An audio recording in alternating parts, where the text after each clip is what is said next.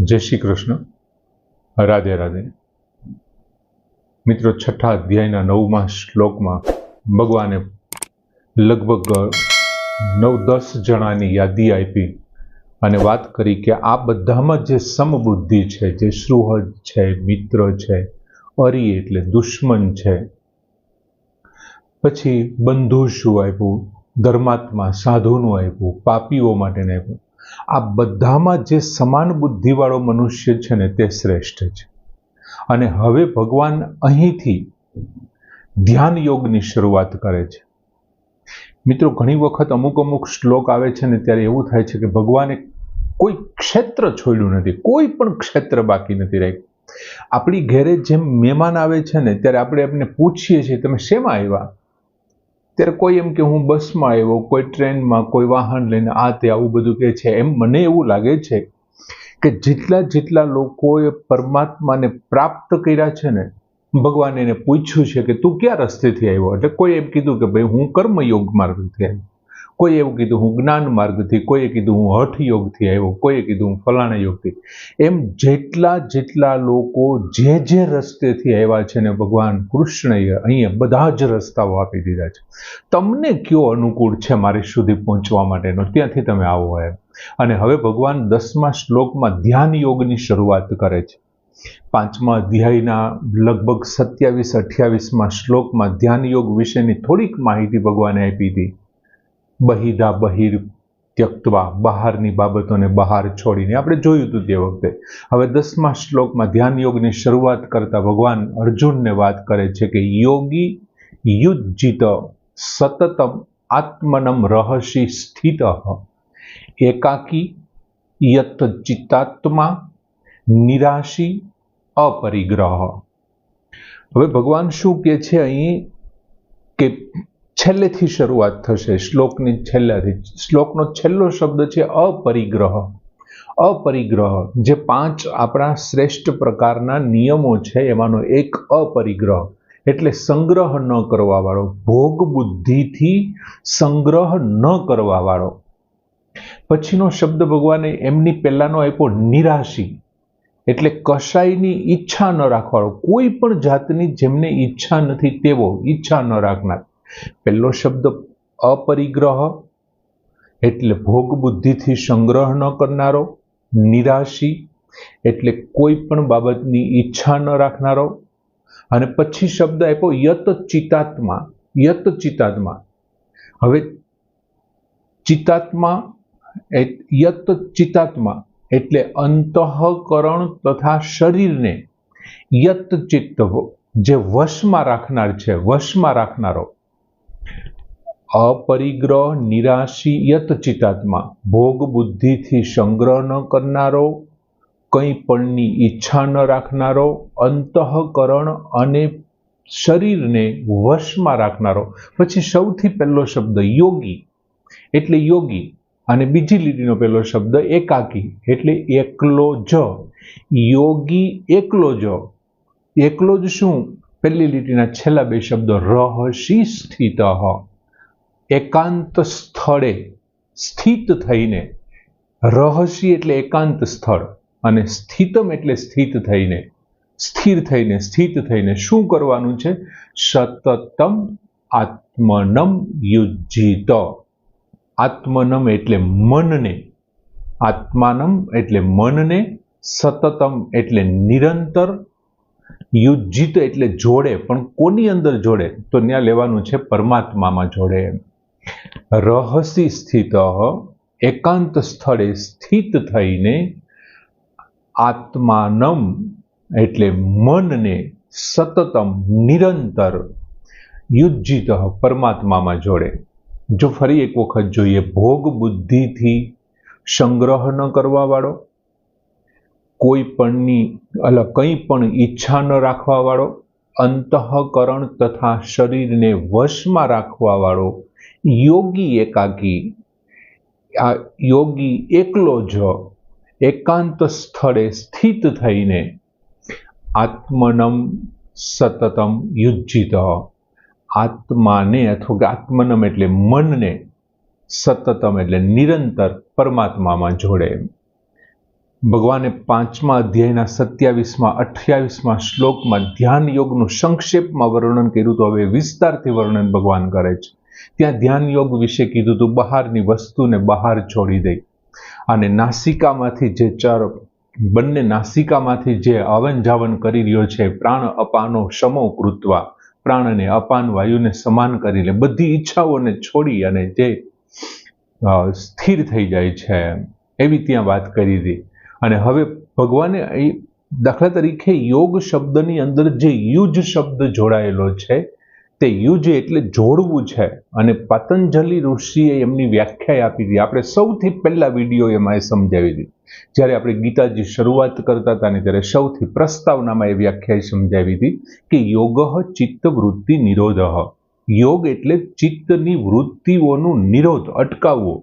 ચિત્તની વૃત્તિઓને અટકાવવું એનું નામ યોગ છે. અને એ જે ચિત્તની વૃત્તિઓને અટકાવવાનું જે છે ને, એમનું વર્ણન હવે અહીંથી શરૂ થાય છે. 6થા અધ્યાયના 10મા શ્લોકથી હવે એમનું વર્ણન ચાલુ થાય છે. અને એમના માટે ભગવાને પહેલો શબ્દ કયો આપ્યો? અપરિગ્રહ. પહેલું લક્ષણ એમનું છે અપરિગ્રહ. ચિત્તવૃત્તિના નિરોધરૂપ યોગનું સાધન છે.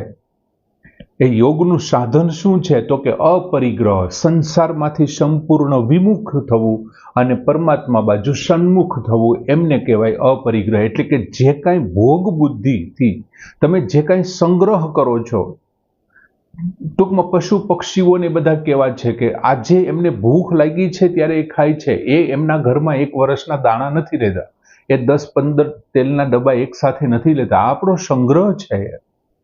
અને શું કામ સંગ્રહ છે? ભોગ બુદ્ધિથી. જરૂર પડશે ત્યારે ખાવા થશે, એ ખાવાનો કાંઈ વાંધો ન આવવો જોઈએ. આખા વર્ષનું ચટણી, મીઠું, હળદર, આ તે આખા વર્ષના કપડાં દિવાળી ઉપર ખરીદી લે, આખા વર્ષના મોબાઈલનું રિચાર્જ પેલા એક ગાય કરાવી લઈએ. આ બધી ભોગ બુદ્ધિ છે. અને અહીં એમ કે છે ભોગ બુદ્ધિથી સંગ્રહ ન કરનાર. એનો પહેલો છે સંસારથી વિમુખ અને પરમાત્માની સમ્મુખ થવા માટેનું જો કોઈ મહત્વનું સાધન હોય ને, તો એ છે અપરિગ્રહ. અને તેના માટે અપરિગ્રહ શબ્દ આપ્યો છે. બીજું, સંગ્રહથી મન છે ને સુખ તરફ ખેંચાય છે. તમારી પાસે સંગ્રહ કરેલી વસ્તુ છે તો તમે સુખ તરફ ખેંચાય છો. પશુ પક્ષીઓને કુદરત જે તે સમયે આપે છે ને, તે બધું એ પોતે સ્વીકારી લે છે. એમને કોઈ બીજી ઈચ્છાઓ નથી થતી. શું કામ નથી થતી? કેમ કે એમની પાસે છે નહીં. એટલે સંગ્રહથી સુખ તરફ મન ખેંચાય છે. અને મન જો સુખ તરફ ખેંચાશે તો એ ઇન્દ્રિયોનો ગુલામ થશે, અને ઇન્દ્રિયો છે મનને પરાણે સંસાર તરફ ઢસડી જશે.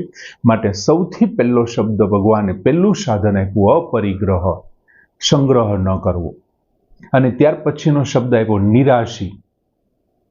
હવે નિરાશી એટલે કંઈ પણ ઈચ્છા ન રાખનારો. અંતરની અંદર, દરેકના અંતરની અંદર ભોગની અને સંગ્રહની જે ઈચ્છાઓ છે ને, એમનો સંપૂર્ણ ત્યાગ કરી દેવાનો. જે કંઈ ઈચ્છાઓ છે ભોગ ભોગવવા માટેની, સુખ ભોગવવા માટેની. બીજું, આપણી જે કંઈ ઈચ્છાઓ છે ને સંગ્રહ માટેની, વધારે આટલું હજી લઈ લો, આટલું હજુ લઈ લો, એ સંપૂર્ણ ત્યાગ કરવો. અને આ ભોગ બુદ્ધિથી જે કાંઈ કામનાઓ જન્મે છે, ઈચ્છાઓ જન્મે છે, એ ઈચ્છાઓ અને કામનાઓનો ત્યાગ કરવો. એટલે નિરાશી શબ્દ વાપર્યો છે. આશી શબ્દ ખરેખર ઈચ્છા માટે, નિહિ આશી, જેમની ઈચ્છાઓ નથી તેઓ. અને જેમની ઈચ્છાઓ પુષ્કળ છે ને, એને ધ્યાન માર્ગમાં એ બાધક છે. માટે ભગવાન કહે છે કે દરેક પ્રકારની ઈચ્છાઓનો ત્યાગ કરી દેવો. પછીનો શબ્દ આપ્યો છે યત ચિતાત્મા. એમના માટે આપણે શબ્દો વાપરો કે અંતઃકરણ તથા શરીરને વશમાં રાખનાર. ધ્યાન યોગ માટે આ બહુ ખૂબ જરૂરી છે. બીજું, અપરિગ્રહ તમે કર્યો, એનો મતલબ શું થયો? તો કે બાહ્ય જે કાંઈ પદાર્થો છે ને, એ પદાર્થોને તમે છોડી દીધો, એના સંગ્રહનો ત્યાગ કરી દીધો. ભગવાને 27મા શ્લોકમાં શું કીધું હતું? 5મા અધ્યાયમાં કે બહિધા બહિન ત્યક્તવા, બહારનું છે એને બહાર જ છોડી દે. તો તમારી પાસે ગાડી છે, મકાન છે, બંગલો છે, આ તે બધું, જમીન જાયદાદ, સ્ત્રી પુત્ર, એ બધું જ બહારનું છે અને એમને બહાર જ છોડી દેવા. અંતઃકરણમાં અંદર અને બહાર, બહારના પદાર્થોને બહાર અપરિગ્રહથી છોડી દીધા. પછી નિરાશી શબ્દ ભગવાને આપ્યો. તો નિરાશી એટલે દરેક પ્રકારની ઈચ્છાઓ છે, કામનાઓ છે, એ એમને છોડી દીધા. એટલે અંતઃકરણ હવે કેવું થઈ ગયું છે? શુદ્ધ થઈ ગયું. પણ અંતઃકરણમાં બહારના પદાર્થોનો અને અંદરની કામના અને ઈચ્છાઓનો ત્યાગ થઈ ગયો છે, પણ હજી અંતઃકરણ પાછું નવો કોઈ રાગની સંભાવના થવાની પૂરી શક્યતા છે. અંતઃકરણ હજી કોઈ નવો રાગ પેદા કરશે. ઘણા એવા વ્યક્તિઓ છે જેમણે સંસાર છોડી દીધો છે, ઘર, મકાન, જમીન, જાયદાદ બધું છોડી દીધું છે, પોતાની ઈચ્છાઓ પણ બધી છોડી દીધી છે અને કોઈ એક જગ્યાએ આશ્રમ સ્થાપી અને બેસી ગયા છે. પણ અમુક સમય એવો આવશે કે એના અંતઃકરણમાં માન માટે, મર્યાદા માટે, એની મોટાઈ માટેની, લાલચા માટેની એવા નોખા નોખા કામ ચાલુ કરશે, જેનાથી એનું વાહવા થશે. તો એ નવો રાગનો જન્મ છે. એટલા માટે ભગવાને કીધું યત ચિતાત્મા, અંતઃકરણ અને શરીરને વશમાં રાખનારો. પછી વશમાં રાખનારો કોણ? તો કે ભગવાને શબ્દ વાપર્યો છે યોગી. યોગી એટલે જે પરમાત્માને પ્રાપ્ત કરવા નીકળ્યો છે ને, એમના માટેનો આ શબ્દ છે યોગી. નવી પ્રવૃત્તિને રાખ, પરમાત્માને પ્રાપ્તિ માટે જે ધ્યાન યોગમાં જોડાણો છે, એમના માટે ભગવાને શબ્દ યોગી. પછી શબ્દ વાપર્યો યોગી કેવો? એકાકી. એકાકી એટલે એકલો. હવે એકલો શું કામ? તો કે જ્યારે ધ્યાન યોગમાં તમે જાઓ છો, ધ્યાન લગાવો છો, ત્યારે જો તમારી સાથે કોઈ હશે ને, તો કાં તમે એને સલાહ આપશો કે એ ભાઈ એમ ન કરાય, આમ કરાય, આવી રીતથી પગ રખાય. કાં તમે એમની સાથે સાંસારિક અથવા તો ધાર્મિક કે કોઈ પણ આધ્યાત્મિક વાતો એ વળગી જશો. જો તમારી સાથે કોઈ સહાયક હશે તો કાં વાતચીત થશે, અથવા તો રાગને કારણે શું થશે? એ સહાયક ક્યાંય આડાવરો જશે ને તો યાદ આવશે. કદાચ તમે ધ્યાન અવસ્થામાં તમારી આંખો બંધ કરો છો અને રાગને કારણે કે એ શું કરતો હશે, એમનું શું થતું હશે, એમને થયું કે નહીં, એમને કારણે યાદ આવશે અને તો એ તમારા ધ્યાન યોગમાં નુકસાનરૂપ થશે અથવા નડતરરૂપ થશે. એટલે ભગવાને સ્પષ્ટ કીધું કે યોગી ખરો, પણ કેવો હોવો જોઈએ? એકલો હોવો જોઈએ, એકાકી. અને ત્યાર પછીનો શબ્દ ભગવાને આપ્યો રહસી સ્થિત. રહસી સ્થિત એટલે રહસ્ય એટલે એકાંત સ્થળે, સ્થિત એટલે સ્થિત થવું, રહેવું. ક્યાં જવું ધ્યાન માટે? ધ્યાન કરવું ક્યાં? તો કે એકાંતમાં. પ્રતિકૂળતા વિનાનું સ્થળ હોય ને ત્યાં ધ્યાન કરવાનું ભગવાન કહે છે. હવે પ્રતિકૂળતા વિનાનું સ્થળ એટલે વનમાં જતું રહેવું. ક્યાંક કોઈ એવી પર્વતની ગુફા હોય તો ત્યાં છે, કોઈક એવા નદીનો કાંઠો હોય તો ત્યાં છે, કોઈ એકાંત મંદિર હોય, એકલું કોઈ અવાવરું મંદિર હોય તો એવી જગ્યાએ, અથવા તો તમારા પોતાના જ ઘરની અંદર સગવડતા હોય તો ભજન અને ધ્યાન માટે રાખેલો એક અલગથી ઓરડો હોય, રૂમ હોય, જેમની અંદર શયન માટેની અને જમવા માટેની વ્યવસ્થા ન હોય તેવો ઓરડો ધ્યાન માટે. મિત્રો, આપણા શાસ્ત્રોમાં તો કાષ્ઠ મૌનનું પણ વાત કરી છે. કાષ્ઠ મૌનની પણ વાત છે એમ. એટલે એકાંતનું સ્થાપન. અને ભગવાન શિવ માટે જો આદ્યગુરુ શંકરાચાર્ય શિવાષ્ટકમમાં એક જગ્યાએ લખ્યું છે તટાધો નિવાસમ. તટની નીચે નિવાસ કરવા વાળા. તટ એટલે કાંઠો, એની નીચે જે પાણી એ ગુફા બનાવી છે, ભોયરું બનાવ્યું છે, એની નીચે રહેવા વાળા છે. એટલે ધ્યાન એવી જગ્યાએ કરવાનું એમ. એટલે રહસી સ્થિત હોય, એકાંત સ્થળે ધ્યાન કરવાનું. અને ત્યાં જઈને પછી શું કરવાનું છે? તો કે આત્મનમ સતતમ યુજ્જિત. એકાંતમાં ભગવાનના સાથે મનને જોડવું છે. મનને જોડવાની વાત છે. હવે તમે સંસારના કોઈ પણ કામ છે ને, એ બધા જ કામને તમારે એક તો પહેલા ત્યાગ કરી દેવું. સંસારમાંથી સંપૂર્ણ મનને હટાવી લો. મારે હજી આ કામ કરવાનું બાકી છે, આમને આમ કરવાનું બાકી છે, આની પાસેથી લેવાનું બાકી છે, આને દેવાનું બાકી છે, ઓલું બાકી છે, ઓલું કરવાનું છે. જો આવું ચિંતન થતું રહેશે ને તો ક્યારેય મન છે ને એ ધ્યાન નહીં લાગે, મનને ધ્યાન નહીં લાગે. એટલે ધ્યાનમાં ભગવાનનું ચિંતન કરવાનું છે. અને ધ્યાનમાં જ્યારે તમે ધ્યાનમાં બેસો ત્યારે ભગવાનનું ચિંતન કરો. પછી જ્યારે તમે ધ્યાન પૂરું કર્યા પછી વ્યવહારમાં આવો ને, ત્યારે પણ ભગવાનનું સતત ચિંતન કરતું રહેવાનું. ભગવાનનું ચિંતન કરવાથી તમને ધ્યાન અવસ્થામાં પાછા બેસવા જશો ને ત્યારે તમને ઝડપથી ધ્યાન લાગી જશે. પણ ભગવાનનું ચિંતન કરવા બેઠા પછી વ્યવહારનું ચિંતન નહીં કરવાનું. એટલે કે ભગવાનને સંસારમાં આવવા દેવાના, પણ ભગવાનની અંદર સંસારને નહીં આવવા દેવાના. જો આવી રીતથી કરવામાં આવશે ને તો ધ્યાન છે ને ઝડપથી લાગી જશે. બાકી નોખા નોખા કામ બાકી છે, લેતી દેતી કરવાની બાકી છે, ને આવું કરવાવાળાને એ સંસાર સાથેનો સંબંધ છૂટતો નથી.